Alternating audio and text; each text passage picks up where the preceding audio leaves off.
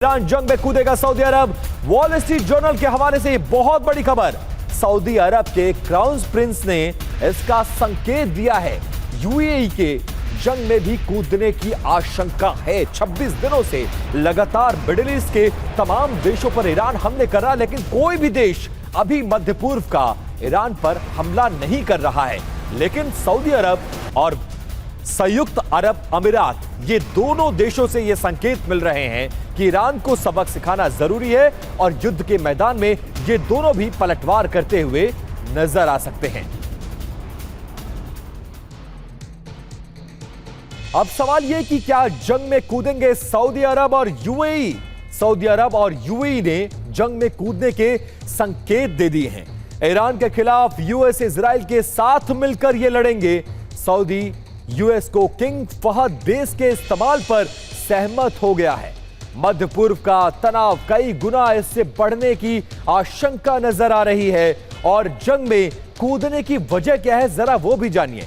ईरानी हमलों से सऊदी और यूएई अस्थिर हो गया है।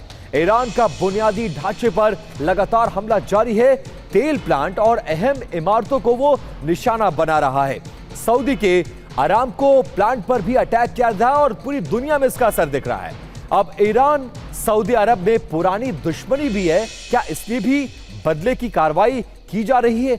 सऊदी अरब का अब नया रुख क्या है वो जानिए। सऊदी के जो प्रिंस हैं वो ट्रंप से युद्ध जारी रखने का आग्रह कर रहे हैं। मध्य पूर्व को नया रूप देने का यह एक ऐतिहासिक मौका है, इस तरह की बात कहते नजर आए। ईरानी सरकार को गिराए जाने का लक्ष्य बरकरार रखना चाहिए और तेहरान खाड़ी क्षेत्र के लिए यह दीर्घकालिक खतरा है।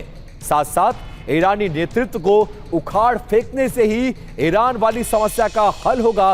वॉल स्ट्रीट जर्नल के हवाले से यह बहुत बड़ी खबर। अब आपको बताते हैं कि सऊदी अरब और यूएई अमेरिका के कितने बड़े साझेदार हैं, जरा ये जानिए। अमेरिकी सऊदी अरब की साझेदारी के बारे में आप समझिए। यूएस लंबे समय से सऊदी की सुरक्षा की गारंटर बना हुआ है। सऊदी अरब में अमेरिका के एयर बेसिस मौजूद है जहां पर हमले जारी हैं।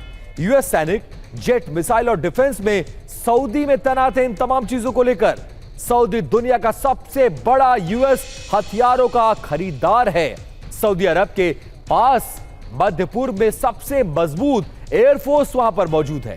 और अमेरिका यूएई के भी साझेदारी को, सऊदी के बाद अब अमेरिका और यूएई की साझेदारी को समझिए।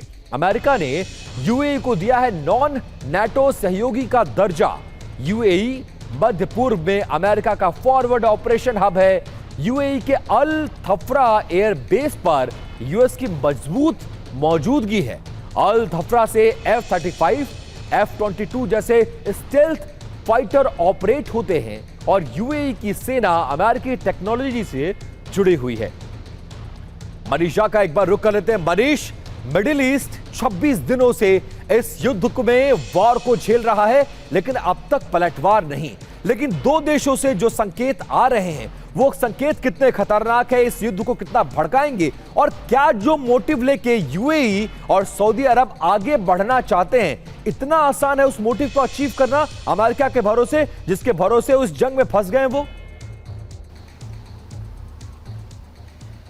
बिल्कुल विपिन, आपके सवालों का जवाब देते हुए एक अपडेट भी मैं दे दूं कि एक बार फिर से ईरान ने तेल अवीव को टारगेट कर मिसाइल से हमला किया है और उसके अलर्ट आए हैं। मेरे पीछे जो आप अभी इतने सारे लोग देख रहे हैं, ये वो लोग हैं जो यहाँ आसपास में रहते हैं और मिसाइल के अलर्ट के आने के बाद से ये सभी लोग बंकर में जाने के लिए बंकर के ठीक सामने आकर खड़े हो गए हैं। कुछ ही पल में सायरन बजेगा और उसके तुरंत बाद ये सभी लोग बंकर में चले जाएंगे और उसी समय ठीक तेल अवीव के आसमान पर मिसाइल पहुँचने वाला है। तो ये स्थिति तो अभी की है, लेकिन बिल्कुल आपने सही कहा। देखिए, सीधी सी बात है कि इस वक्त जो ईरान के साथ जंग हो रहा है उसमें तो लगातार यही बात कही जा रही है कि इजराइल के साथ साथ सऊदी अरब ने प्रेसिडेंट ट्रंप को इस बात के लिए कन्विंस किया कि ईरान के खिलाफ जंग लड़ी जाए और इस बात का एहसास ईरान को है। इसलिए ईरान ने सऊदी को और यूएई को बहुत ज़्यादा टारगेट किया। वैसे भी ईरान की नज़र में सऊदी और यूएई ये दोनों बहुत अच्छे पार्टनर हैं ट्रंप के और प्रेसिडेंट ट्रंप ने भी खुद इस बात को कल जब उनसे पूछा गया तो उन्होंने कहा कि जो सऊदी के किंग हैं वो बहुत अच्छे वॉरियर हैं